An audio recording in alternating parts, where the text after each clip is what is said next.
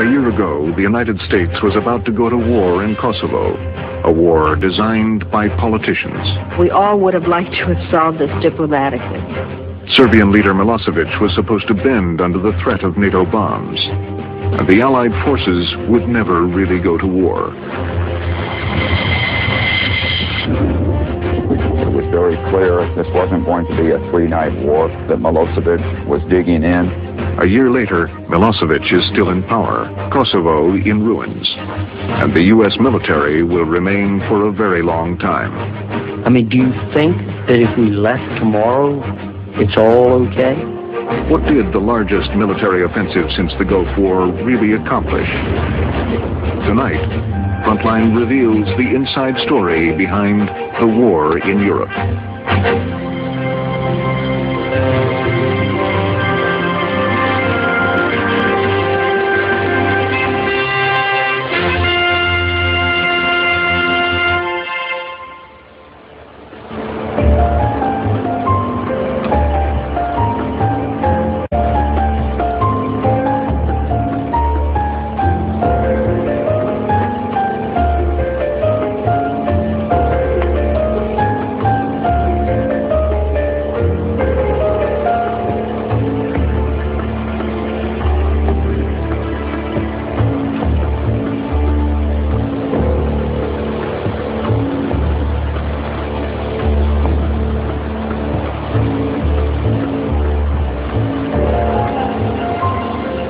It was here, at the State Department, inside the Secretary of State's office, that the war in Europe against Serbian leader Slobodan Milosevic had its most powerful advocate.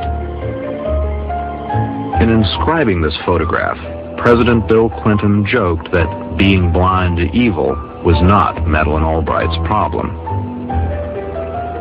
I believe in learning lessons, and I believed that it was very important to make clear that the kinds of things that Milosevic does, which is decide that because you are not his ethnic group that you don't deserve to exist, is unacceptable. And it is not just a lesson for Kosovo, but it is not American to stand by and watch this kind of a thing.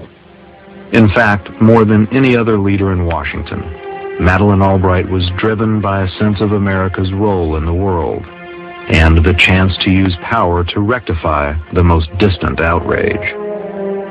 Outrage makes its home in the Balkans. There, in a province called Kosovo, deep in the former Yugoslavia, Madeleine Albright saw an opportunity to test her doctrine of virtuous power. Kosovo is a place heavy with history and foreboding. For centuries, the Serbs have revered Kosovo as the sacred ground of their ancestors. In recent history, the ethnic Albanians that live there and believe it is their land have chafed under Serbian oppression.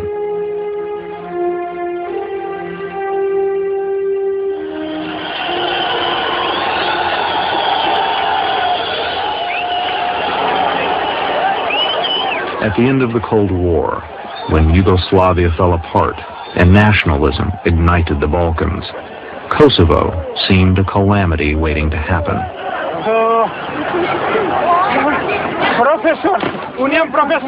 The Kosovo question worried the Clinton administration, as it had the Bush administration before it.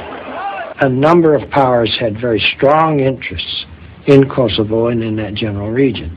The Albanians did, the Greeks did, the Turks did, the Bulgarians did, as well as the Serbs.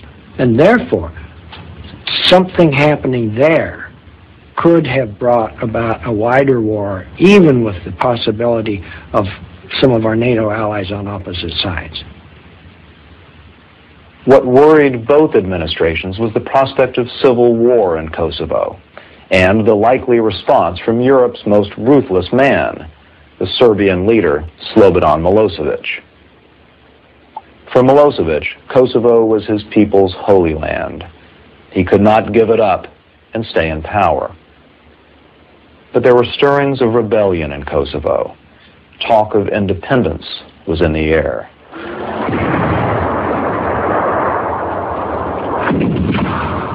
By 1998, the ancient hatreds in Kosovo erupted into a cycle of provocation and violent retribution. The result was a plague of ethnic cleansing that threatened to create an international nightmare in the Balkans.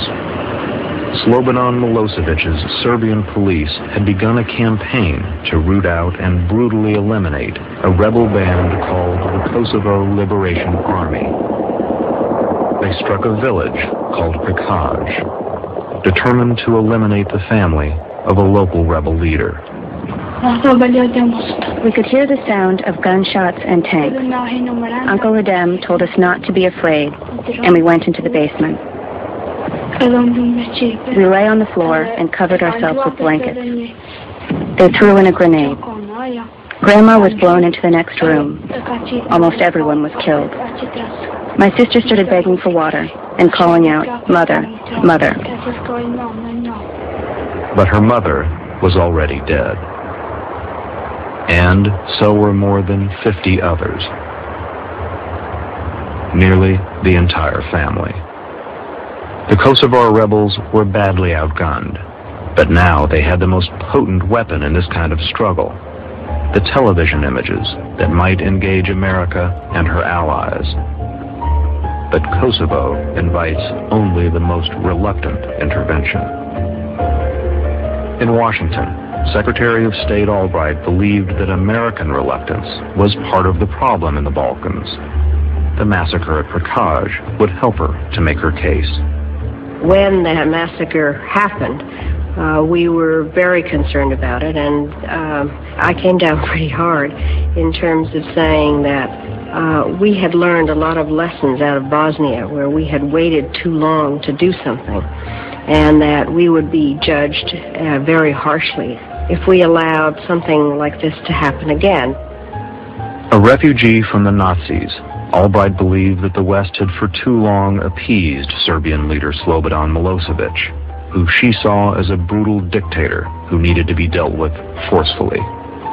Albright's view is that we are about to face another Munich, which means we will not appease aggressors. We have to be forceful. And this is a clear-cut case of aggression, that you have to stand up to aggression, because if you don't do it here, it will happen in other places. In Washington, Albright faced a problem in her quest to get the Clinton administration behind her idea of threatening Milosevic with force. Her boss, the president, was fighting for his political life because of his affair with Monica Lewinsky. I want to say one thing to the American people. I did not have sexual relations with that woman, Miss Lewinsky. The early part of 1998, the White House is preoccupied with very different things. The Monica Lewinsky story has just broken. The notion that at this point you engage in another foreign adventure, that you start using force in a kind of wag-the-dog scenario, was one that was not generally supported in the White House. Monica! Monica! You had sexual relations with the president?